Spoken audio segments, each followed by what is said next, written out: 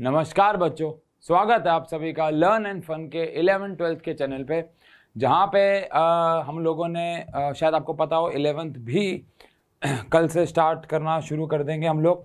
और अभी तक बच्चे कह रहे थे कि इस चैनल का नाम 11th-12th से हटा के 12th कर दो, यहाँ 11th नहीं। बट हम लोग कल से, अगर कोई बच्चा यहाँ पे 11th का आ गया इन केस, क्योंकि मैं देखता हूँ यहाँ पे बच्चे कमेंट तो करते ही हैं कि सर 11th भी स्टार्ट करो, 11th भी स्टार्ट करो। तो कल से यानी कि 21 जून से हम लोग इस चैनल पे 11th भी शुरू कर रहे हैं, पहली बात।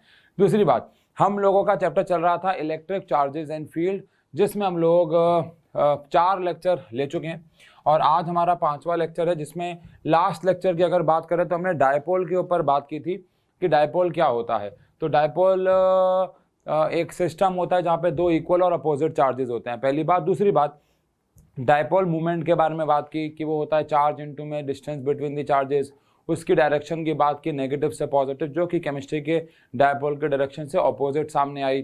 फिर हम लोगों ने बात की, अगर आपको याद हो, कि डायपोल के लिए इलेक्ट्रिक फील्ड अगर हम लोग निकालें एक्सियल पॉइंट पे और इलेक्ट्रिक फील्ड अगर हम निकालें इक्वेटोरियल पॉइंट पे, तो ये भी हम लोगों ने बात कर ली थी।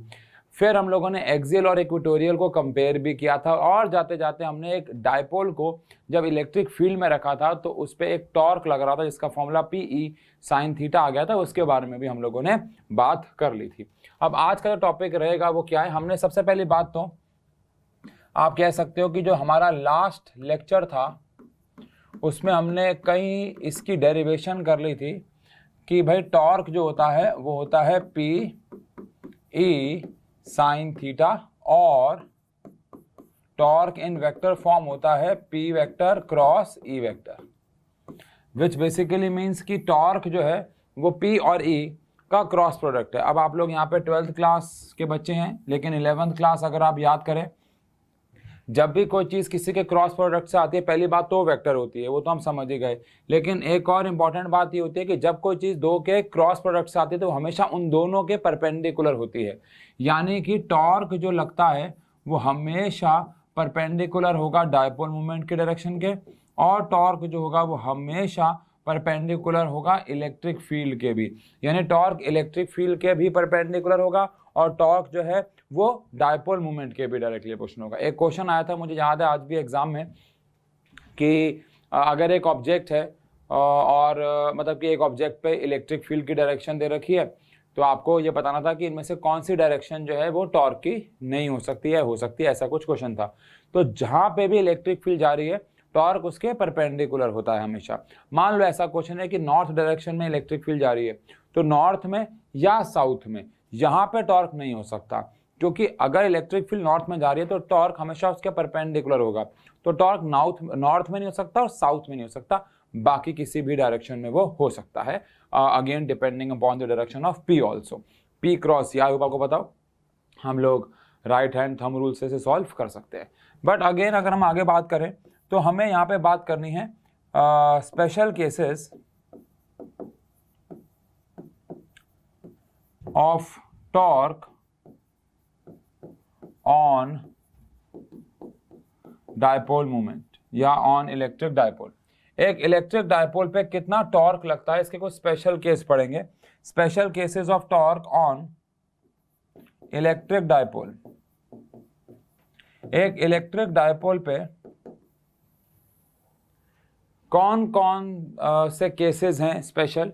सबसे पहला केस, जब थीटा हमारे पास हो जाए 0 डिग्री।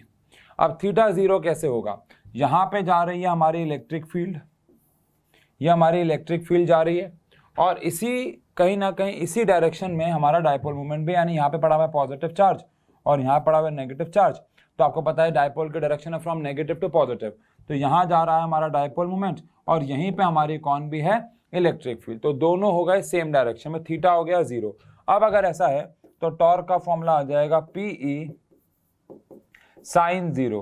sin 0 कितना होता है, 0, तो टॉर्क कितना हो जाएगा, 0।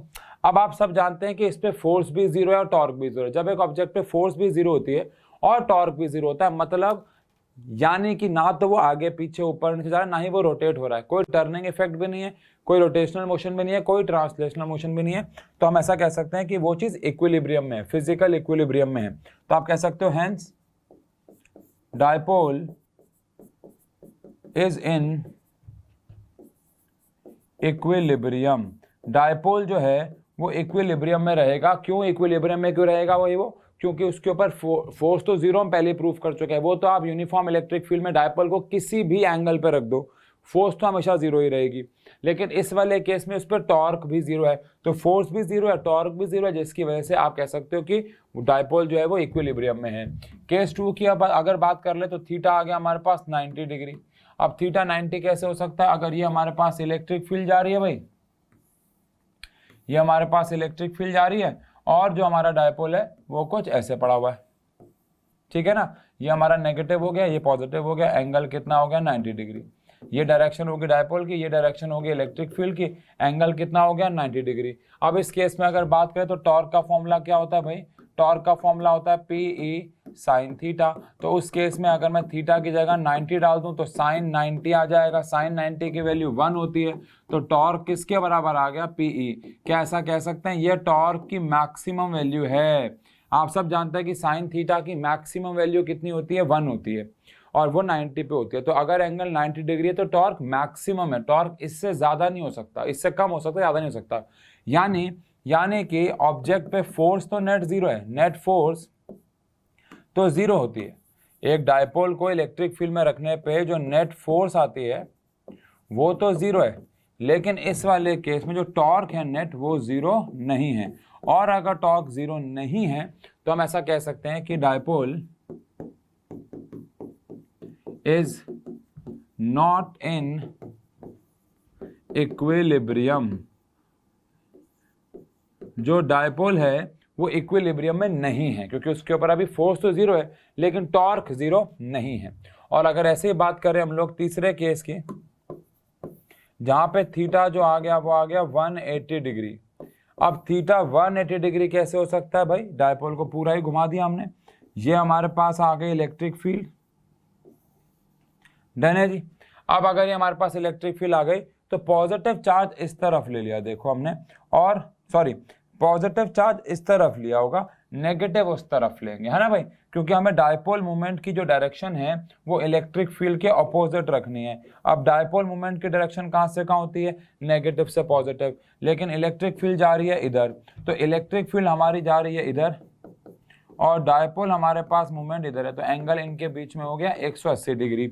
अब अगर एंगल 180 डिग्री हो जाएगा तो टॉर्क का फॉर्मूला क्या होता है भाई, टॉर्क का फॉर्मूला होता है PE साइन थीटा। अब PE साइन थीटा में साइन 180 डाल दिया, साइन 180 की वैल्यू कितनी होती है भाई, बोलो बोलो बोलो, जीरो होती है। तो टॉर्क फिर से कितना हो गया, जीरो। यानी इस वाले केस में भी टॉर्क क्या है, जीरो, और फोर्स क्या है, जीरो। तो फिर से ये भी किस में है, इक्विलिब्रियम में। अच्छा, आप समझ, इसको हम मैथमेटिकली तो समझ ही रहे हैं, लेकिन इसको हम ओरली भी समझ सकते हैं कि इन पे टॉर्क जीरो क्यों आ रहा है या यहाँ पे मैक्सिमम क्यों आ रहा है। देखो यहाँ पे जो फोर्स लगेगी पॉजिटिव चार्ज पे वो इधर की तरफ लगेगी और यहाँ पे इधर की तरफ लगेगी, बोलो। तो ये तो कॉमन सेंस दिख रही है हमें भाई कि यहाँ पे जो एंगल है उनके बीच का वो कितना है, 90 है, और दोनों की जो लाइन ऑफ एक्शन है वो अलग अलग है। टॉर्क कब लगता है, जब फोर्स इक्वल अपोजिट हो और उनका लाइन ऑफ एक्शन अलग अलग हो। अब जैसे ये है, पॉजिटिव वाले चार्ज पे इलेक्ट्रिक फील्ड की डायरेक्शन में फोर्स लगेगी, यानी कि फोर्स लगेगी इधर, और नेगेटिव वाले पे फोर्स लगेगी इधर, ये फोर्स है। अब दोनों फोर्सेस का लाइन ऑफ एक्शन सेम है, दोनों फोर्सेस एक ही लाइन ऑफ एक्शन पे हैं, तो एक दूसरे को क्या कर देंगे, ये कैंसिल आउट कर देंगे, एक दूसरे को काट देंगी। लेकिन वहीं पे अगर हम लोग बात करें इस वाले में भी, तो यहाँ पे भी देखो ये पॉजिटिव है, पॉजिटिव पे फोर्स लगेगी वहां और नेगेटिव पे फोर्स लगेगी यहाँ। अब अगर पॉजिटिव पे फोर्स लग रही है, पॉजिटिव पे फोर्स लग रही है इधर, नेगेटिव पे, तो फिर से लाइन ऑफ एक्शन सेम है। टॉर्क 11th क्लास याद करेंगे, लाइन ऑफ एक्शन जब अलग होता है तो ही टॉर्क लगता है, लेकिन अगर एक ही लाइन में दोनों फोर्सेस हैं और वो भी इक्वल और अपोजिट है तो कभी भी वो टॉर्क एग्जर्ट नहीं कर पाएंगे, ये बात आप ध्यान रखिएगा, ठीक है जी। तो टॉर्क के हमारे पास ये 3 स्पेशल केस आ जाते हैं जिनको आपको बहुत ही ध्यान से समझना होगा, डन। अब यहाँ पे बात करते हैं इलेक्ट्रिक फील्ड लाइंस के बारे में। देखो हम लोगों ने इलेक्ट्रिक फील्ड को पढ़ा कि इलेक्ट्रिक फील्ड क्या होता है। इलेक्ट्रिक फील्ड एक एरिया है जहाँ तक कोई चार्ज अपना इन्फ्लुएंस लगाता है। मैथमेटिकली हमने बात की, फोर्स अपॉन में चार्ज, इसका फॉर्मूला हो जाता है, ठीक है, डन है, कोई दिक्कत नहीं। अब अगर हम यहाँ पे बात करें क्या मैग्नेटिक फील्ड हमें दिखती है, एक्सपीरियंस तो होती है, महसूस तो होती है, लेकिन वो हमें दिखती नहीं है। अब जब कोई चीज़ दिखती नहीं होती है तो उसके बारे में थोड़ा सा पढ़ना, थोड़ा सा उसको इमेजिनेट करना ये डिफ़िकल्ट हो जाता है। जैसे कि मैं आपको बोलूं कि आप अपने मन में एक इमेज बनाओ शाहरुख खान की, सलमान खान की, कैटरीना कैफ की, नोरा फतेही की, तो आप बना लोगे, कुछ ना कुछ अपने दिमाग में आपके एक पिक्चर चलेगी। लेकिन अगर मैं बोलूं कि आप मेरे चाचा, मेरी बुआ, मेरे फूफा, मेरे ताया, इनकी इमेज बनाओ अपने मन में इनकी इमेज तो मेरे मन में भी नहीं आ रही, आपके मन में कैसे आएगी, मुझे भी।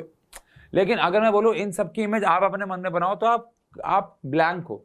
आप हो सकता है कुछ उबड़ खाबड़ सा फिर भी बना लो, आपको लगे कि मेरे चाचा की शक्ल शायद मुझसे मिलती होगी, तो मेरे जैसे ही कोई थोड़ा सा बूढ़ा इंसान आप इमेजिन कर लो, तो वो अलग बात है। बट आप वो तुक्के ही मार रहे हो, क्योंकि आपने उन्हें कभी देखा नहीं। अब जब किसी चीज़ को देखते नहीं है हम, तो फिर उस केस में क्या होता है, उनके बारे में कुछ कैरेक्टर्स बनाना, थोड़ा सा पढ़ाई करना थोड़ा सा मुश्किल सा हो जाता है। तो साइंस ने क्या किया, कुछ एजम्पशन और कुछ फैक्ट्स के बेसिस पे, मतलब इसमें से कुछ बातें फैक्ट बेस्ड हैं, ऑब्जर्वेशनल बेस्ड हैं, और कुछ बातें एज्यूम्ड भी हैं, एक दो बातें एज्यूम्ड भी हैं। उसकी मदद से हम लोगों ने क्या किया, कुछ इमेजिनरी लाइंस बनाई एक चार्ज के आसपास, जिसे बोला गया इलेक्ट्रिक फील्ड लाइंस। ये इलेक्ट्रिक फील्ड लाइंस हमारी हेल्प करती हैं किसी भी एरिया में इलेक्ट्रिक फील्ड को पढ़ने में, समझने में। ठीक है जी, आओ इसके बारे में थोड़ा सा बात करते हैं। अब इलेक्ट्रिक फील्ड लाइन की बहुत सारी डेफिनेशन होती हैं, बट अगर मैं अभी बहुत सिंपल वाले डेफिनेशन पे चलूँ सबसे पहले, क्योंकि शुरुआत तो वहीं से करनी चाहिए, तो आप कह सकते हो कि ये क्या है, imaginary lines which represent electric field around a charge particle। Electric field lines ऐसी इमेजिनरी लाइंस हैं जो एक चार्ज पार्टिकल के आसपास इलेक्ट्रिक फील्ड को रिप्रेजेंट करते हैं, इमेजिनरी है। ये बात आपको सबसे बड़ा ध्यान रखनी है। इसकी और भी डेफिनेशन है, जैसे कि सबसे एक जो इम्पॉर्टेंट डेरिवेशन है वो इसकी प्रॉपर्टी भी है, देखा जाए तो। अभी हम इसकी प्रॉपर्टी पढ़ने वाले, तो कहीं ना कहीं इसकी सबसे बेसिक प्रॉपर्टी इसकी डेफिनेशन भी बन जाती है। क्या आओ समझें, इलेक्ट्रिक फील्ड लाइन की एक ये भी प्रॉपर्टी है कि अगर हम एक छोटे से पॉजिटिव चार्ज को, एक छोटे से पॉजिटिव चार्ज जिसका मास ना के बराबर है, उसको अगर हम एक इलेक्ट्रिक फील्ड में छोड़ दें, फ्रीली छोड़ दें, उसके ऊपर कोई फोर्स ना लगाएं, उसको फ्रीली छोड़ दें, तो जिस डायरेक्शन में वो मूव करेगा, जैसे कि मान लो एक एरिया में इलेक्ट्रिक फील्ड ऐसे है, और इलेक्ट्रिक फील्ड हमेशा पॉजिटिव चार्ज से नेगेटिव चार्ज की तरफ जाती है, अभी हम ये पढ़ेंगे।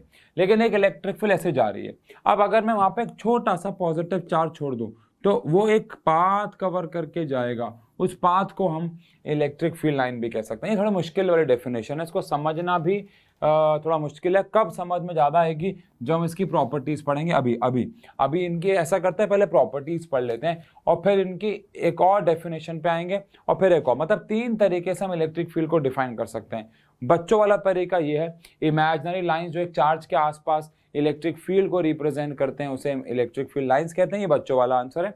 लेकिन इसकी 2 डेफिनेशंस और भी हैं, जिनको समझने के लिए पहले हम इलेक्ट्रिक फील्ड लाइंस की ऐसा करते हैं, प्रॉपर्टीज पे आ जाते हैं थोड़ा। तो पहले प्रॉपर्टीज पढ़ लेते हैं। सबसे पहली प्रॉपर्टी, इलेक्ट्रिक फील्ड लाइंस हमेशा कॉन्टिन्यूस कर्व होती है विद नो सडन ब्रेक, यानी ये हमेशा एक कॉन्टिन्यूस कर्व की फॉर्म में चलती है, इनमें कोई भी ब्रेक नहीं होता। ब्रेक नहीं होता कहने का मतलब क्या, मैं आपको समझाता हूँ। मान लो यहाँ से एक इलेक्ट्रिक फील्ड निकली, ये पॉजिटिव चार्ज है, ये नेगेटिव चार्ज है, तो इलेक्ट्रिक फील्ड लाइन कॉन्टिन्यूस चलेगी, कॉन्टिन्यूस चलेगी। ऐसा नहीं होता कि यहाँ पर फिर आई कॉन्टिन्यूस चल रही है फिर ब्रेक हो गई। क्यों? क्योंकि इलेक्ट्रिक फील्ड लाइन हमेशा निकलती कहाँ से, अभी हम ये पढ़ने वाले हैं, पॉजिटिव चार्ज से, और खत्म कहाँ जाके होती है, नेगेटिव चार्ज। जब तक नेगेटिव चार्ज आएगा नहीं, इलेक्ट्रिक फील्ड लाइन कभी खत्म नहीं होंगी, वो चलती रहेंगी, चलती रहेंगी, चलती रहेंगी।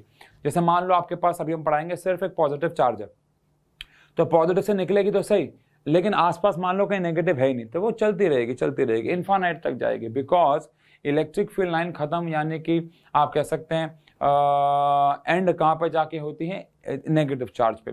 तो अगर यहाँ पे कोई पॉजिटिव चार्ज है और यहाँ पे कोई नेगेटिव चार्ज है, तो इलेक्ट्रिक फील्ड लाइन चलेगी, चलेगी, चलेगी, लेकिन रास्ते में आपको सडन ब्रेक कहीं पे भी नहीं मिलने वाला, कोई ब्रेक नहीं मिलने वाला। ठीक है। Lines of force start at positive charge, यानी जो इलेक्ट्रिक फील्ड लाइन्स हैं ये पॉजिटिव चार्ज से शुरू होती हैं। अब ये कन्वेंशन है, ये हमने एज्यूम किया। ब्रेक वाला तो समझ में आता है, क्योंकि अगर मान लो कहीं पे कोई चार्ज पड़ा हुआ है तो हर जगह उसकी इलेक्ट्रिक फील्ड आपको उनके आसपास मिलेगी। ऐसा कोई पॉइंट नहीं होगा जहाँ पे आपको इलेक्ट्रिक फील्ड ही ना मिले, इलेक्ट्रिक फील्ड जीरो मिल जाए, अनलेस अनटिल दो इक्वल एंड अपोजिट चार्जेस हैं, वो बात की बात है। लेकिन अगर मान लो एक पॉजिटिव है और एक नेगेटिव है, या अकेला पॉजिटिव है या अकेला नेगेटिव है, तो उसके एरिया में ऐसा कोई भी पॉइंट नहीं होगा जहाँ पे आपको इलेक्ट्रिक फील्ड नहीं मिलेगी। तो इसीलिए इलेक्ट्रिक फील्ड में कोई ब्रेक नहीं आता है, कोई सडन टर्न नहीं आता है। लेकिन ये वाली जो प्रॉपर्टी है सेकेंड वाली, ये एज्यूम्ड प्रॉपर्टी है कि पॉजिटिव चार्ज से इलेक्ट्रिक फील्ड लाइंस निकलेंगी और नेगेटिव चार्ज पे जाके इलेक्ट्रिक फील्ड लाइन खत्म हो जाएंगी। ये एक एज्यूम्ड प्रॉपर्टी है, आप ऐसा कह सकते हैं। ये कोई एग्जैक्ट प्रॉपर्टी, मतलब जैसे मैं लेफ्ट और राइट की बात करूं, अप और डाउन की बात करूं, नॉर्थ और साउथ की बात करूं, ये एज्यूम्ड डायरेक्शंस हैं। ये जो डायरेक्शंस हैं, दीज आर एज्यूम्ड डायरेक्शंस। आप समझ रहे हैं, इन डायरेक्शंस को हम एज्यूम्ड बोलते हैं, बस मान लिया। ऐसे ही हमने मानना था कि इलेक्ट्रिक फील्ड लाइन की एक डायरेक्शन है, तो हमने माना पॉजिटिव से नेगेटिव मानते हैं, नेगेटिव से पॉजिटिव भी मान सकते थे। फिर बस जो भी पढ़ाई अभी हम कर रहे हैं डायरेक्शन के रिस्पेक्ट से वो उल्टी होती, तो उससे कोई फर्क मेरे हिसाब से पड़ता नहीं है। इलेक्ट्रिक फील्ड लाइन हमेशा पॉजिटिव चार्ज पर खत्म होती है, और ये बात ध्यान रखिएगा, एंड हमेशा नेगेटिव पे होती हैं। यानी ये कभी भी क्लोज लूप नहीं बनाते, क्योंकि पॉजिटिव पे शुरू है, नेगेटिव पे जाए खत्म हो गए। मैग्नेटिक फील्ड याद करेंगे, नॉर्थ से साउथ जाती है, लेकिन फिर मैग्नेट के अंदर जाती है साउथ से नॉर्थ, बाहर जाती है नॉर्थ से साउथ, फिर अंदर जाती है साउथ से नॉर्थ, तो कॉन्टिन्यूस लूप बनाती है एक। लेकिन इलेक्ट्रिक फील्ड लाइन के साथ ऐसा नहीं है, ये पॉजिटिव चार्ज पे शुरू होती है और नेगेटिव चार्ज पे जाके खत्म हो जाती हैं, तो कॉन्टिन्यूस कर्व ये नहीं बना पाते हैं। ठीक है जी। इसके बाद ये वाली भी जो प्रॉपर्टी है ध्यान रखिएगा, ये इसकी डेफिनेशन भी बन जाती है। ये वाली थोड़ा छोटा लिख रहा हूँ, लेकिन जब आपके पास पीपीटी आएगी तो आपको दिख जाएगा कि ये प्रॉपर्टी जो है, यानी थर्ड वाली प्रॉपर्टी जो है, ये इसकी डेफिनेशन भी बन जाती है। क्या है डेफिनेशन, आओ जरा समझे इसको। एक स्लाइड लेते हैं। अगर मान लेते हैं इस एरिया में यहाँ पे एक इलेक्ट्रिक फील्ड लाइन जा रही है, तो इलेक्ट्रिक फील्ड लाइन पे किसी भी पॉइंट पे अगर मैं टेंजेंट बना दूं तो वो मुझे इलेक्ट्रिक फील्ड की डायरेक्शन देगा, बिकॉज जो चार्ज होता है वो हमेशा टेंजेंशियली ट्रेवल करता है इलेक्ट्रिक फील्ड लाइन पे। आई रिपीट, हमारे पास एक इलेक्ट्रिक फील्ड लाइन है। अब उस इलेक्ट्रिक फील्ड लाइन के ऊपर अगर मुझे किसी भी पॉइंट पे, किसी भी एक पर्टिकुलर पॉइंट पे क्या बनाना है, किसी भी एक पर्टिकुलर पॉइंट पे अगर मुझे डायरेक्शन चाहिए इलेक्ट्रिक फील्ड लाइन की, तो मैं उस पॉइंट पे मुझे क्या बनाना है, मुझे टेंजेंट बनाना है। कैसे, आओ समझो इसको। इस तरह समझो, एक बॉल है, एक धागे से बांध के मैं जोर जोर से घुमा रहा हूँ, ठीक है। अब वो ऐसे सर्कुलर पाथ में बॉल घूम रही है। अब अगर मैं रस्सी को कहीं पे भी काट दूंगा, ऐसे ये बॉल सर्कुलर पाथ में, ऐसे ये बॉल सर्कुलर पाथ में सर्कुलर पाथ में सर्कुलर पाथ में घूम रही है। अब अगर ये बॉल यहाँ है, मैंने रस्सी काट दी, तो आप सब जानते हैं ये बॉल टेंजेंशियली आगे चली जाएगी। अगर बॉल यहाँ है और मैंने यहाँ पे रस्सी काट दी तो ये टेंजेंशियली आगे चली जाएगी। अगर ये बॉल यहाँ है और मैंने रस्सी काट दी तो ये टेंजेंशियली आगे चली जाएगी। कहने का अल्टीमेटली मतलब ये है, कहने का अल्टीमेटली गोल ये है बच्चों, कि जो बॉल है वो टेंजेंशियली मूव करना चाहती है, बस वो अलग बात है कि हमेशा उसकी डायरेक्शन चेंज होने की वजह से वो सर्कुलर मोशन में घूमती है। बिल्कुल चार्ज पार्टिकल्स के साथ भी ऐसा होता है। चार्ज पार्टिकल हमने बताया कि वो इलेक्ट्रिक फील्ड की डायरेक्शन में ट्रेवल करेगा। अब अगर वो चार्ज पार्टिकल यहाँ है, तो यहाँ पे अगर मुझे पर्टिकुलर पॉइंट पे डायरेक्शन चाहिए, मान लो इस पॉइंट पे आते ही इलेक्ट्रिक फील्ड खत्म हो जाए, तो चार्ज ऐसे भाग जाएगा, चार्ज ऐसे भाग जाएगा, चार्ज ऐसे भाग जाएगा। इसका मतलब इलेक्ट्रिक फील्ड लाइन्स की जो डायरेक्शन है वो हमेशा किस डायरेक्शन में है, in the direction of tangent to the electric field lines. जो इलेक्ट्रिक फील्ड की डायरेक्शन है, आप कह लो, क्योंकि इलेक्ट्रिक फील्ड और इलेक्ट्रिक फोर्स इन दोनों की डायरेक्शन सेम होती है।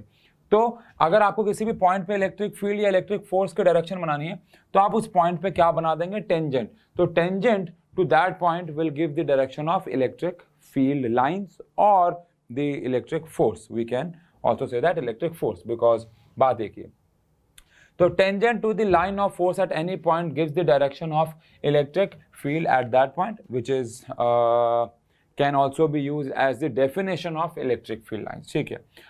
अगला फोर्थ पॉइंट आप सब जानते ही हैं, दो इलेक्ट्रिक फील्ड लाइंस कभी भी एक दूसरे को इंटरसेक्ट नहीं करती।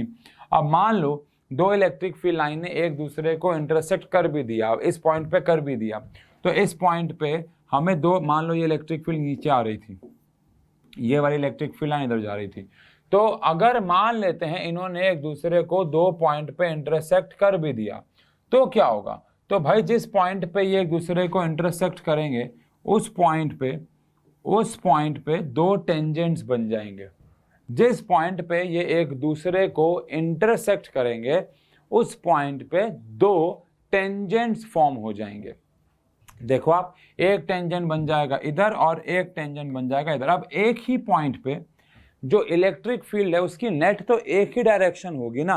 लाइक समझो ये एक ऑब्जेक्ट है, अब इस ऑब्जेक्ट पे मैंने यहाँ पे एक फोर्स लगाई, आपने यहाँ लगाई, तो ऑब्जेक्ट यहाँ और यहाँ दोनों जगह तो एक साथ नहीं जा सकता ना, तो आपको पता है कहीं ना कहीं वो यहाँ जाएगा। रिजल्टेंट की बात करें, अब यहाँ पे टेंजेंट कह रहा है चार्ज को यहाँ जाना चाहिए, ये कह रहा है यहाँ जाना चाहिए, यानी दो अलग अलग डायरेक्शन हमें मिल रही हैं चार्ज की, विच इज़ नॉट पॉसिबल, जिसकी वजह से दो इलेक्ट्रिक फील्ड लाइन कभी भी एक दूसरे को इंटरसेक्ट नहीं कर सकती, ये पॉसिबल नहीं है। आंसर भी लिखा हुआ है कि उस जगह पे हमें दो टेंजेंट्स मिल जाएंगे।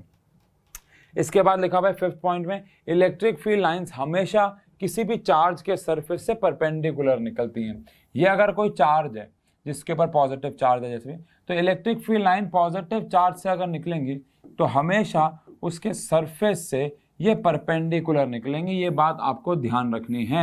इलेक्ट्रिक फील्ड लाइंस हमेशा एक चार्ज के सरफेस से परपेंडिकुलर निकलती हैं। हमेशा वो एक चार्ज के सरफेस से 90 डिग्री का एंगल, मान लो अब कोई इलेक्ट्रिक फील्ड लाइन हम इस शीट के लिए बना रहे हैं, ऑल्दो अभी आप उस पर फोकस मत करो, बस इस पर देखो, मान लो ये कोई चार्ज शीट है, तो इसके लिए इलेक्ट्रिक फील्ड लाइन हमें कैसे निकालनी होगी, हमें ऐसे निकालनी होगी, क्योंकि वो हमेशा इलेक्ट्रिक फील्ड लाइन जो है हमेशा चार्ज बॉडी के सरफेस से 90 डिग्री का एंगल बनाती हैं। अब मान लो थोड़ी देर के लिए कि हमारे पास जो चार्ज बॉडी है उसकी जो शेप है वो कहीं ना कहीं ऐसे ऐसे करके, तो इस केस में जो इलेक्ट्रिक फील्ड लाइन निकलेंगी वो नॉन यूनिफॉर्मली निकलेंगे, लेकिन हमेशा रहेंगी परपेंडिकुलर ही, हमेशा रहेंगी परपेंडिकुलर ही, है ना, कुछ ऐसे निकलेंगे, आप समझो, हमेशा वो एंगल लाइन। अब आप ये मत सोचना कि ये वाली मैं आगे बढ़ाऊंगा तो ये कट जाएगी, ऑब्वियस सी बात है, they will repel each other in such a way कि आपस में इंटरसेक्ट नहीं हो, they will repel each other in such a way कि आपस में इंटरसेक्ट ना हो, वो तो कॉमन सेंस की बात है, लेकिन चार्ज बॉडी से हमेशा ये निकलेंगी परपेंडिकुलरली ही। इलेक्ट्रिक फील्ड लाइंस हमेशा 90 डिग्री का एंगल बना के एक चार्ज पार्टिकल से निकलती हैं। ठीक है, 5th पॉइंट भी हो गया। 6th पॉइंट में कह रहे हैं ये, और 6th 7th और एक्चुअली 8th ये पॉइंट सिमिलर से हैं। 6th 7th 8th पॉइंट क्या कह रहे हैं कि अगर एक इलेक्ट्रिक फील्ड लाइंस को मैं इक्वल डिस्टेंस पे बना रहा हूं तो इसका मतलब है कि मैं ये दिखा रहा हूं कि इलेक्ट्रिक फील्ड जो है वो यूनिफॉर्म है। यूनिफॉर्म का मतलब हर तरफ इलेक्ट्रिक फील्ड जो है वो बराबर है, इक्वल है। लेकिन वहीं पे अगर मैं कहीं पे इलेक्ट्रिक फील्ड लाइन को मान लो ऐसा दिखा रहा हूं, ये कुछ ऐसा, मान लो इलेक्ट्रिक फील्ड लाइन को कुछ ऐसा दिखाया जा रहा है, तो इस केस में क्या होगा, इस वाले एरिया में अगर बात करें तो इलेक्ट्रिक फील्ड लाइन जो है इस वाले एरिया, इस वाले रीजन में इलेक्ट्रिक फील्ड लाइंस जो हैं वो आप देख सकते हैं कि बहुत ज़्यादा पास सॉरी और इस वाले एरिया में दूर है। यहाँ पे क्या था, हर जगह बराबर थी तो यूनिफॉर्म थी, लेकिन आप ऐसा कह सकते हो कि जहाँ इलेक्ट्रिक फील्ड लाइन पास होती हैं वहाँ पे स्ट्रॉन्ग इलेक्ट्रिक फील्ड आपको मिलती है, और जहाँ पे इलेक्ट्रिक फील्ड लाइंस दूर होती हैं वहाँ पे आपको थोड़ी सी वीक इलेक्ट्रिक फील्ड मिलती है। यानी यहाँ पे स्ट्रॉन्ग है और वहाँ पे वीक है, क्योंकि जितनी इलेक्ट्रिक फील्ड लाइंस एक दूसरे के पास होती हैं उतनी इलेक्ट्रिक फील्ड लाइंस स्ट्रॉन्गर मानी जाती हैं, और जितनी इलेक्ट्रिक फील्ड लाइंस एक दूसरे से दूर होती हैं उतनी वीक, और अगर वो हर तरफ बराबर ही चल रही हैं तो वो इक्वल मानी जाएंगी। जैसे कि एक पॉइंट चार्ज के लिए अभी हम बात करेंगे, अब उसके लिए इलेक्ट्रिक फील्ड लाइंस ऐसे बनती हैं, क्यों बनते हैं बात करते हैं, लेकिन मान लो ऐसे बनती हैं। अब आप मुझे बताओ, इस एरिया में इलेक्ट्रिक फील्ड लाइन देखो को एक दूसरे के बहुत पास पास है, और यहाँ पे अगर हम देखें तो दूर होती जा रही हैं, और होना भी चाहिए, क्योंकि हमने एक पॉइंट चार्ज के लिए इलेक्ट्रिक फील्ड का फॉर्मूला पढ़ा हुआ है, अगर आप सबको याद हो, KQ/R²। तो जितना मैं उस चार्ज से दूर जाऊंगा, जितना R जो है वो मैं बढ़ाऊंगा, उतनी इलेक्ट्रिक फील्ड कम होनी चाहिए, और कम होनी चाहिए तो फिर उनके बीच में जो डिस्टेंस है वो बढ़ना चाहिए, क्योंकि इलेक्ट्रिक फील्ड अगर यूनिफॉर्म है तो हर तरफ डिस्टेंस बराबर रहेगा, लेकिन अगर इलेक्ट्रिक फील्ड नॉन यूनिफॉर्म है तो कहीं पे कम कहीं पे ज़्यादा होगा। जहाँ पे कम होगा वहाँ पे इलेक्ट्रिक फील्ड स्ट्रांग होगी, और जहाँ पे ज़्यादा होगा वहाँ पे इलेक्ट्रिक फील्ड जो है वो वीक हो जाएगी। डन है, ये पहले 7th 8th 6th 7th और 8th पॉइंट में ये कहानी लिखी हुई है। अब जो 9th पॉइंट है वो काफ़ी इंटरेस्टिंग, काफ़ी खतरनाक पॉइंट है, इसको थोड़ा समझेंगे भी। और लिखा क्या हुआ है, the lines of force do not pass through a conductor because electric field inside a charge conductor is 0। अब इसके बारे में थोड़ी सी डिस्कस अब इसके बारे में थोड़ी सी डिस्कशन की जाएगी बच्चों। ये टॉपिक कह रहा है कि अगर आपके पास इलेक्ट्रिक फील्ड है तो वो कभी भी किसी चार्ज बॉडी के अंदर नहीं जा सकती, हॉलो चार्ज बॉडी के अंदर नहीं जा सकती, वो जीरो होता है। लिखा हुआ है the lines of force do not pass through a conductor. Actually यहाँ पे हम बात कर रहे हैं हॉलो कंडक्टर की, नॉट अ कंडक्टर, हम बात कर रहे हैं हॉलो कंडक्टर की। Because electric field line inside a charge hollow conductor, a charge hollow conductor is zero. पहली बात तो this is known as electrostatic shielding, इसे इलेक्ट्रोस्टैटिक शील्डिंग कहते हैं। This is known as electrostatic shielding. अब इसके बारे में थोड़ी सी बात करें उससे पहले एक सवाल पूछता हूं मैं आपसे। सवाल ये कि अगर यहाँ पे बादल हैं, बहुत ही प्यारे प्यारे बादल हैं, और यहाँ पे आपकी गाड़ी है, बहुत ही प्यारी गाड़ी है, मिस्टर बीन वाली गाड़ी लग रही है तो, है ना, हाँ, और यहाँ पे आप हैं, चलिए बहुत ही बढ़िया। ये 3 टांगे कैसे हो गई आपकी? ओहो, ये टांग नहीं है बच्चों, अबे यार मैं दोबारा बना देता हूँ। तुम भी बहुत ज़्यादा मस्ती करते हो बच्चों। एक्चुअली मस्ती तो मैं कर रहा हूँ, तुम तो कुछ बोल भी नहीं रहे हैं। तो ये आप हो।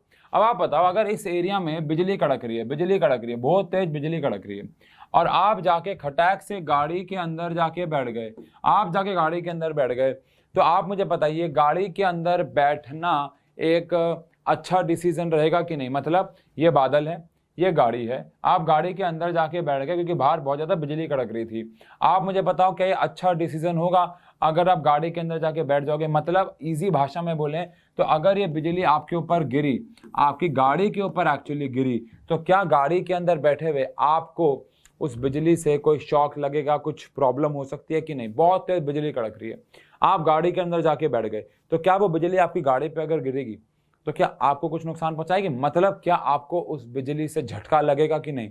आप सबको पता है बादलों से आने वाली जो बिजली होती है उसके बहुत हाई वोल्टेज होता है, इतना हाई वोल्टेज कि पेड़ पे गिरता है उसमें आग लगा देता है, घरों में गिरता है उसकी दीवारें फाड़ देता है, बहुत सारे जानवरों को नुकसान पहुंचाता है, कभी कभार इंसानों को भी पहुंचाता है। तो अगर वो बिजली आपके ऊपर गिरी तो आपको पता है मर जाओगे, ऑब्वियस सी बात है। लेकिन अगर आप गाड़ी के अंदर बैठे हो तो क्या वो बिजली आपको नुकसान पहुंचाएगी? ये इसका आंसर आप मुझे जल्दी से दे दो, सोचो, दिमाग लगाओ। तो आंसर है नहीं, वो आपको कोई नुकसान नहीं पहुंचाएगी। अब नुकसान से कहने का मतलब है बिजली गिरी, उसके प्रेशर, उसकी फोर्स की वजह से गाड़ी पलट गई, वो अलग बात है। लेकिन आपको बिजली का झटका जो लगने वाली बात होती है वो नहीं लगेगी। क्यों? क्योंकि जो आपकी गाड़ी है वो एक हॉलो कंडक्टर है, आपकी गाड़ी एक खोखला कंडक्टर है, मेटल की बनी होती है, ज़्यादातर केस में एल्यूमिनियम की। और अगर आपके गाड़ी के ऊपर बिजली गिरती है तो बिजली यानी कि इलेक्ट्रिसिटी जो कि जाना चाहती है गुड कंडक्टर्स के होके पास होके। अब अगर हम देखें तो ये पूरा का पूरा जो ये हमारा गाड़ी है ये एक स्फीयर है, हॉलो स्फीयर है। अब इसके ऊपर बिजली गिरने के बाद उसके पास 2 ऑप्शन है। पहली बात कि वो अंदर से जाए और यहाँ चली जाए, और अगर आप गाड़ी में बैठे हुए हो तो आपसे होती हुई चली जाए। दूसरा ऑप्शन ये है कि वो बाहर के सरफेस से होते हुए बाहर निकल जाए। उसके बाद सेकंड ऑप्शन ये है कि वो बाहर से सरफेस से होती हुई नीचे निकल जाए। अब आप कहोगे छोटा रास्ता तो ये है, बड़ा रास्ता तो ये है, तो आंसर है छोटा रास्ता बड़ा रास्ता डिस्टेंस वाइज थोड़ी ना देखना। आप मुझे बताइए, एक क्वेश्चन मैं आपसे पूछता हूँ, यहाँ से लेके यहाँ आपको जाना, आपके पास 2 ऑप्शन है।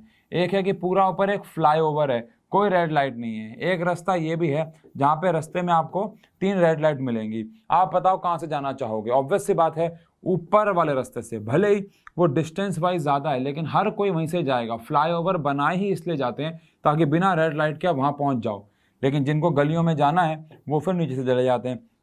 अब आप कहोगे डिस्टेंस वाइज बात करें तो डिस्टेंस वाइज तो ऑब्वियस सी बात है फ्लाईओवर ज़्यादा है, लेकिन समय वाइज बात करें यहाँ पे 3 ट्रैफिक लाइट हैं, गलियाँ जा रही हैं, भीड़ भाड़ है, ट्रैफिक है, मार काट हो रहा है। लेकिन यहाँ पे क्या हो रहा है? यहाँ से गए यहाँ चले गए, कोई ट्रैफिक लाइट नहीं, कुछ नहीं। तो इसीलिए बिल्कुल एग्जैक्टली यहाँ पे भी होगा, बिजली जब गिरेगी इस स्फीयर के ऊपर तो क्या होगा, वो उसके सरफेस से होती हुई बाहर चली जाएगी, ना कि गाड़ी के अंदर से होते हुए। और शायद आपको पता हो बचपन में हमें बताया भी जाता था कि जब भी बाहर बिजली कड़क रही हो तो हमेशा, अब अगर आप गाड़ी में हैं तो गाड़ी के अंदर ही रहें, या खुले में और आपके पास गाड़ी है तो जल्दी से आके गाड़ी में बैठ जाएं, बिकॉज गाड़ी के ऊपर अगर या आसपास बिजली गिरती है तो गाड़ी के अंदर नहीं जाएगी। This is also known as electrostatic shielding. ठीक है बच्चों, इसको इलेक्ट्रोस्टैटिक शील्डिंग कहते हैं। और हॉलो कंडक्टर के अंदर रहने से बिजली अंदर नहीं गिरती। अब क्यों नहीं गिरती? क्योंकि अंदर से होके जाएगी तो एयर है या वैक्यूम है? वैक्यूम तो नहीं, एयर है। और एयर देखा जाए तो बैड कंडक्टर ऑफ इलेक्ट्रिसिटी है। हाँ, अगर उसके पास ऑप्शन नहीं होता है तो वो एयर से आ रही है बिकॉज लाखों वोल्ट है। लेकिन अगर वो मेटल के ऊपर गिर सकती है तो मेटल आप सब जानते हैं गुड कंडक्टर ऑफ इलेक्ट्रिसिटी है, वो बिजली को रोकता नहीं है। It is kind of fly over है वो उसके लिए। तो वो फ्लाई ओवर से होके जाएगी जहाँ पे उसको रुकावटें नहीं आएंगी। लेकिन एयर, रास्ते में जो हवा एयर है वो उसके लिए रुकावट का काम करती है और एज अ रिजल्ट वो वहाँ से नहीं होता जाना चाहिए। इसलिए हॉलो कंडक्टर के अंदर, अगर आपकी गाड़ी प्लास्टिक की बनी हुई है, वैसे प्लास्टिक शायद कार्बन फाइबर्स की कुछ गाड़ियाँ आती हैं, बट अगर आपकी गाड़ी प्लास्टिक की बनी हुई है तो ये डिसीजन बेकार होगा, फिर तो नुकसान हो सकता है। तो कहने का मतलब है कि अल्टीमेटली अगर आप खुले में हो तो बिजली हवा से होते हुए आपके ऊपर गिर सकती है, लेकिन हॉलो कंडक्टर के अंदर इलेक्ट्रिक फील्ड ट्रेवल नहीं करती है, अल्टीमेटली ये कहना है। और इसको इलेक्ट्रोस्टैटिक शील्डिंग कहते हैं। ठीक है ना।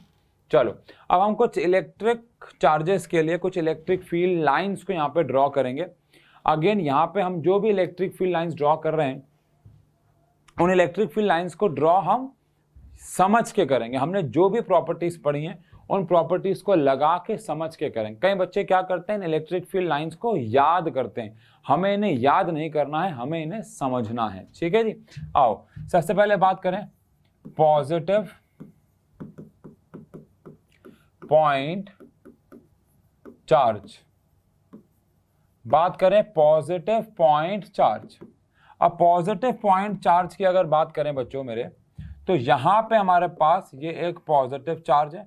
अब इलेक्ट्रिक फील्ड लाइंस की प्रॉपर्टीज, पहली प्रॉपर्टी, इलेक्ट्रिक फील्ड लाइन हमेशा कहां से निकलती हैं? तो आंसर है पॉजिटिव चार्ज से निकलती हैं। और कहां जाती हैं? आंसर है नेगेटिव चार्ज पे जाती हैं। तो नेगेटिव चार्ज तो यहां है नहीं, तो फिर ये कहां से निकलेंगी? पॉजिटिव से तो निकलेंगी, लेकिन नेगेटिव इनके पास है नहीं तो इनफाइनाइट तक जाएंगी, पहली बात। सेकेंड बात, इलेक्ट्रिक फील्ड लाइन हमेशा चार्ज से परपेंडिकुलर निकलती हैं। तो ये बातें आपको बस ध्यान में रखनी है। स्मूथ कर्व है और कोई ब्रेक नहीं है। अगर ऐसा आप याद रख सकते हैं तो बस इलेक्ट्रिक फील्ड लाइन परपेंडिकुलर निकलेंगी। ये किसकी तलाश में निकलेंगी? नेगेटिव की। इनको नेगेटिव मिलेगा नहीं तो ये इनफाइनाइट तक चलती रहेंगी, चलती रहेंगी, चलती रहेंगी। अब अगर यही बात हम लोग करें नेगेटिव पॉइंट चार्ज की, अब नेगेटिव पॉइंट चार्ज के केस की अगर बात करें तो हमारे पास मान लेते हैं एक नेगेटिव चार्ज है, ये रहा। बोलो, अब नेगेटिव चार्ज जो है उसके लिए इलेक्ट्रिक फील्ड लाइंस जो होती हैं वो हमेशा उस पर आती हैं, पर आती कहां से? आंसर है पॉजिटिव चार्ज से। पॉजिटिव चार्ज तो है नहीं। बच्चा कहता है ये अबे वो तो अलग क्वेश्चन है ना, सिर्फ एक नेगेटिव चार्ज यहाँ पे आपको इमेजिन करना है। अच्छा, नेगेटिव चार्ज पे इलेक्ट्रिक फील्ड लाइंस आती हैं, लेकिन कहां से आती हैं? आंसर है पॉजिटिव से, लेकिन पॉजिटिव तो है नहीं। तो फिर इसका मतलब है इलेक्ट्रिक फील्ड लाइंस इनफाइनाइट से आएंगी और पॉजिटिव से वैसे पॉजिटिव से आते हैं लेकिन पॉजिटिव है नहीं तो इनफाइनाइट से आएंगी, और इनफाइनाइट से आने के बाद ये नेगेटिव पे आके खत्म हो जाएंगे। सॉरी, थोड़ा सा ये पास बन गया। और इनफाइनाइट से आने के बाद नेगेटिव पे ये खत्म हो जाएंगे और रहेंगे लेकिन हमेशा ये परपेंडिकुलर। ये बात आप भूलिएगा नहीं, ये बात आपको ध्यान रखनी है। तो पॉजिटिव चार्ज के लिए इलेक्ट्रिक फील्ड लाइन पॉजिटिव से निकल के हर तरफ जा रही है और इसमें पॉजिटिव कहीं होगा इनफाइनाइट से, उससे निकल के नेगेटिव पे आ रही है और हमेशा परपेंडिकुलर है। ऐसे ही अगर हम बात करें two equal and opposite charges की, अल्टीमेटली कहने का मतलब है एक इलेक्ट्रिक डायपोल की, एक इलेक्ट्रिक डायपोल की अगर हम लोग बात करें तो यहाँ पे कैसे इलेक्ट्रिक फील्ड लाइंस बनेंगी। ये हमारे पास पॉजिटिव चार्ज है, ये हमारे पास नेगेटिव चार्ज है। इलेक्ट्रिक फील्ड लाइन कहाँ से निकलती हैं?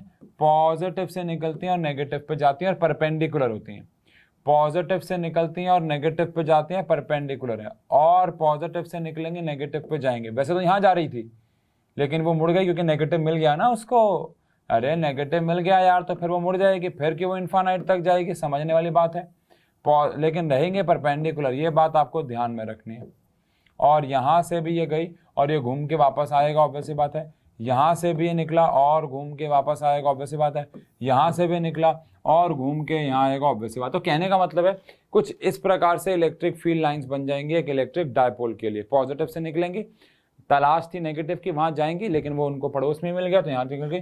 अब ये वाली भी निकलेंगी क्योंकि परपेंडिकुलर निकलना है, और निकल के फिर यूं घूम के इधर आ जाएंगी। ये वाली घूम के इधर आ जाएगी, ये वाली घूम के ऐसे, ये वाले इन्फान क्योंकि स्टेट है तो इन्फानाइट से घूम के मान के चलो नेगेटिव पे वापस आ जाएगी। तो इलेक्ट्रिक फील्ड लाइन किसके लिए बना दी हमने?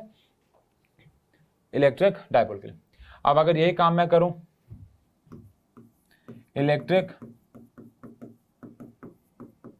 field lines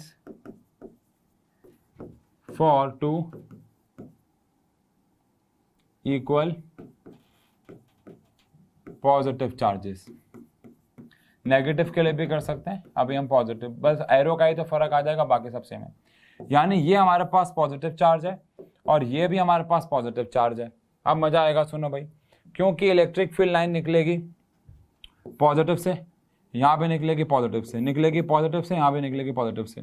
अब अगर ये इलेक्ट्रिक फील्ड लाइन दोनों पॉजिटिव से निकली और यहाँ गई तो फिर एज अ रिजल्ट तो ये एक दूसरे को इंटरसेक्ट कर देंगी, जो कि पॉसिबल नहीं है। तो फिर क्या होगा? फिर ये होगा कि ये मुड़ जाएंगी, पॉजिटिव से निकल रही हैं तो आपस में इंटरसेक्ट हो जाएंगी। ऐसा नहीं होना चाहिए, तो फिर एज अ रिजल्ट ये बेंड हो जाएंगी, और इस तरीके से बेंड होंगे कि आपस में इंटरसेक्ट ना हो। ये बात ध्यान रखिएगा। अब समझदार बच्चा, समझदार को इशारा वैसे काफ़ी है कि electric field line at the centre is approximately zero या एग्जैक्टली जीरो, बिकॉज यहाँ से जो इलेक्ट्रिक फील्ड निकलेगी, जो कि निकलेगी नहीं क्योंकि ये वाली एक दूसरे को कैंसिल कर देंगे, एग्जैक्टली मिडल वाली, तो बीच में just at the centre electric field is zero. और होने भी चाहिए यार, दो पॉजिटिव चार्ज हैं, दोनों इक्वल हैं, अपोजिट हैं। अच्छा, यहाँ से जो इलेक्ट्रिक फील्ड निकलेगी अब वो धीरे धीरे कुछ ऐसे चली जाएंगी, फिर आपको पता ही है क्या होगा बच्चों। अब ये इन्फानाइट की तरफ निकल पड़ेंगी यहाँ से, और ये इन्फानाइट की तरफ निकल पड़ेगी यहाँ से, लेकिन एक दूसरे को रिपेल कर देंगे, ठीक है जी। और एट दिस सेंटर आप कह सकते हो at this point, let's say at this point let's say O है, तो आप कह सकते हो कि at point O electric field zero होगी, जो कि एग्जैक्टली सेंटर पे है इनके, ठीक है जी, इस लाइन ज्वाइनिंग पे। डन। इसके बाद अगर हम लोग बात करें तो हमारे पास एक चार्ज सिस्टम और है जिसके लिए हमें इलेक्ट्रिक फील्ड बनानी है, और वो है यूनिफॉर्मली चार्ज्ड शीट। एक शीट है, एक पेपर है, मान लो शीट है जिसके ऊपर यूनिफॉर्म पॉजिटिव चार्ज। अच्छा एक बात बताओ, अगर ये चार्ज पॉजिटिव के बजाय नेगेटिव होता तो क्या फर्क पड़ता? तो आंसर है सिर्फ और सिर्फ एरोस का फर्क पड़ता और किसी भी चीज का नहीं। यहाँ पे सिर्फ एरोस का फर्क आता और किसी भी चीज का फर्क नहीं आता, ठीक है जी। अच्छा, अब यूनिफॉर्मली चार्ज शीट की अगर बात करें तो यहाँ पे एक शीट है जिसपे चार्ज यूनिफॉर्म होने वाला है, मतलब एक पेपर है जिसपे चार्ज क्या है? यूनिफॉर्म है। अब यूनिफॉर्म का मतलब पॉजिटिव भी हो सकता है, नेगेटिव। तो अभी के लिए हम एक ऐसी शीट इमेजिन कर लेते हैं जिसपे चार्ज पॉजिटिव है। आई रिपीट, चार्ज नेगेटिव भी हो सकता है, ये बात ध्यान रखिएगा। अभी के लिए पॉजिटिव एज्यूम कर रहे हैं। अब अगर एक शीट है, इसको समझे, मान लो जैसे ये मेरे पास कीबोर्ड पड़ा हुआ है, कीबोर्ड एक शीट ही तो है ना, ठीक है। तो इससे इलेक्ट्रिक फील्ड कैसे निकलेंगे? इससे इलेक्ट्रिक फील्ड निकलेंगे क्योंकि हमेशा परपेंडिकुलर निकलनी है, तो परपेंडिकुलर ऐसे बाहर की तरफ, परपेंडिकुलर ऐसे बाहर की तरफ, और इधर भी पॉजिटिव चार्ज है तो परपेंडिकुलर बाहर की तरफ, परपेंडिकुलर बाहर की तरफ, क्योंकि हमेशा इलेक्ट्रिक फील्ड लाइन जो चार्ज बॉडी होती है उससे परपेंडिकुलर निकलती है। तो अगर ऐसा है तो इलेक्ट्रिक फील्ड लाइन परपेंडिकुलरली बाहर, परपेंडिकुलरली आउटवर्ड, और इधर की तरफ भी परपेंडिकुलरली आउटवर्ड डायरेक्शन में आने यानी जाने लग जाएंगी, क्योंकि पॉजिटिव है। और कहाँ तक जाएंगी? सबसे इंटरेस्टिंग बात, कहाँ तक जाने वाली है ये? हाँ, ये जाने वाली है इनफाइनाइट तक, ये जाने वाली है इन्फिनिटी तक। इन्फिनिटी तक क्यों जाने वाली है भाई? क्योंकि नेगेटिव तो यहाँ है नहीं, पॉजिटिव से निकली तो है, लेकिन इनको किसकी तलाश है? नेगेटिव की, जो इनको मिला नहीं, तो फिर एज अ रिजल्ट ये यूनिफॉर्मली आगे जाने लग जाएंगी, ठीक है जी। तो क्या आप एक काम कर सकते हैं होमवर्क में कि आप यही काम दो नेगेटिव चार्जेस के लिए करो, और यही काम यूनिफॉर्मली चार्ज शीट जिस पे हमने अभी फिलहाल तो पॉजिटिव चार्ज लिया है, आप यही सेम काम नेगेटिव चार्ज लेके करो, ठीक है।